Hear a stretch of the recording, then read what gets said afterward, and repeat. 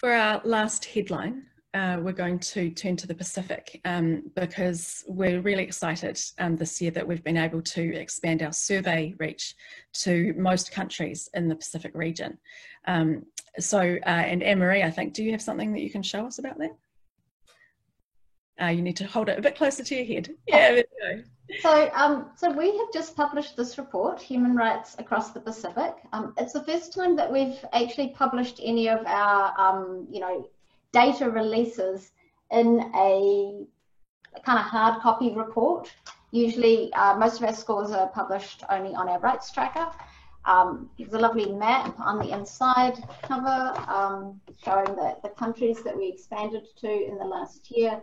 This is the first full region of the world that we've done coverage of.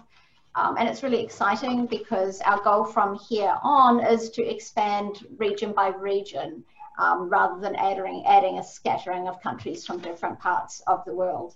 And in fact, I could mention, since we're talking about Pacific expansion, that we are actively seeking funding to make our next region of expansion the Asia region. Asia is a super interesting region because it has huge diversity in human rights performance, but we'd be equally happy to prioritize any other region for which we secure funding in the next few months. But yeah, going back to the Pacific, do you have anything more you want to talk about that? Well, yeah, Charlotte's put the link to the report in the chat box. That's available as a PDF download on our website. And there are several questions in the Q&A box about the Pacific, which is great, so we'll come to them as well. In fact, we might head there pretty quickly.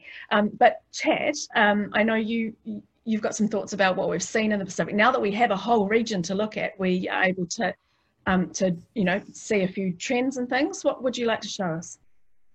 Well, I think one of the standout things that's come from being able to expand to the entire Pacific region this time is we've gotten an interesting view on safety from the state rights, these physical integrity rights that we measure.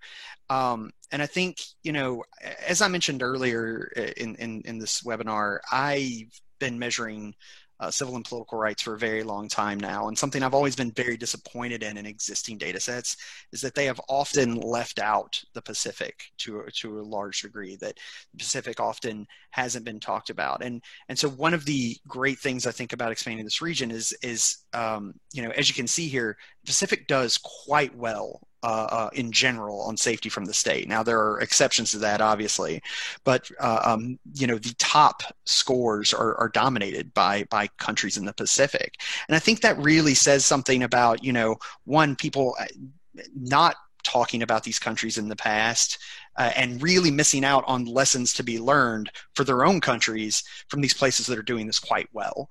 And so it's just exciting to be part of a project where we're bringing these voices that have often been ignored and left out to the fore and letting them be heard.